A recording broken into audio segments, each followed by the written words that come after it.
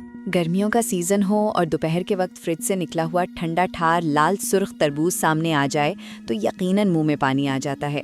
तरबूज को इस चलचलाती गर्मी में लोगों का पसंदीदा तरीन फल माना जाता है, लेकिन हालिया दिनों में तरबूज खाने के बाद सामने आने वाले चंद नाखुशगवार वाक़यात ने सोशल मीडिया पर एक नई बहस छेड़ दी है कि क्या ये मासूम सा फल वाकई जानलेवा हो सकता है। तो जनाब, माहिरीन सेहत ने इसका जवाब दे दिया है। तरबूज बिल्कुल महफूज है, लेकिन सारा दारोमदार इसके काटने और रखने के तरीके में छुपा है। असल में तरबूज के अंदर पानी और कुदरती मिठास की मिकदार बहुत ज़्यादा होती है। अब गर्मी के इस मौसम में जहाँ पानी और शुगर एक साथ खुले माहौल में मिले, वहाँ बैक्टीरिया और जरासीम की तो जैसे ईद हो जाती है और वो बिजली की रफ्तार से वहाँ पैदा होना शुरू हो जाते हैं।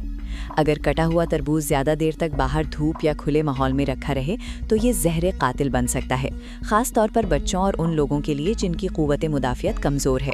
इसीलिए माहिरीन कहते हैं कि तरबूज लाएं तो उसे काटने से पहले अच्छी तरह धोएं, चाकू और हाथ साफ रखें और काटने के फ़ौरन बाद उसे किसी बंद डिब्बे में डालकर फ्रिज की नज़र कर दें।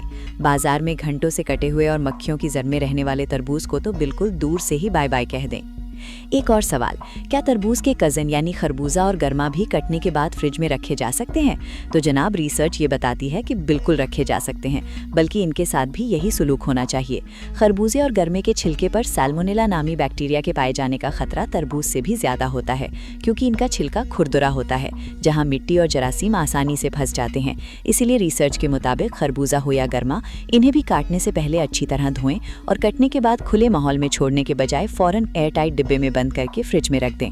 याद रखें, गर्मियों के ये सारे फल आपको तरोताज़ा रखने के लिए हैं, बस शर्त यह है कि सफाई और दुरुस्त स्टोरेज का ख्याल रखा जाए ताकि स्वाद भी रहे और सेहत भी बरकरार रहे।